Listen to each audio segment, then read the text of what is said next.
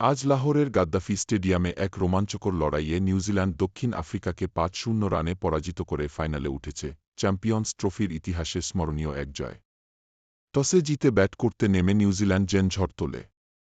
৫-০ ওভারে ৬ উইকেটে ৩-৬-২ রানের বিশাল স্কোর গড়ে, যা নকআউট পর্বে চ্যাম্পিয়ন্স ট্রফির সর্বোচ্চ দলীয় স্কোর, এক অসাধারণ অর্জন। নিউজিল্যান্ডের ইনিংসে রাচিন রবীন্দ্র ১০৮ রানের দুর্দান্ত ইনিংস খেলেন, আর অধিনায়ক কেন উইলিয়ামসন সামনে থেকে নেতৃত্ব দিয়ে ১০২ রান করেন। তাদের ১৬৪ রানের জুটি নিউজিল্যান্ডের চ্যাম্পিয়ন্স ট্রফির ইতিহাসে সর্বোচ্চ পার্টনারশিপের নতুন দিগন্ত খুলে দেয়।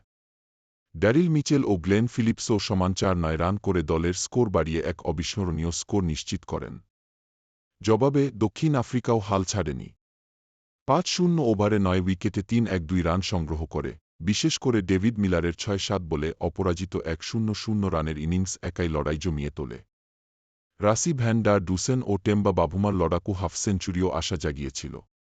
কিন্তু শেষ পর্যন্ত নিউজিল্যান্ডের স্পিন জাদুকর মিচেল স্যান্টনার ৪-৩ রানে ৩ উইকেট নিয়ে স্বপ্নভঙ্গ করেন দক্ষিণ আফ্রিকার।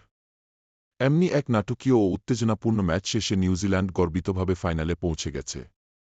এবার তাদের সামনে আরেক চ্যালেঞ্জ, ফাইনালে ভারতের মুখোমুখি হবে তারা, যেখানে ক্রিকেট দুনিয়া আগামী রবিবার দুবাইতে এক মহারণের সাক্ষী হতে চলেছে।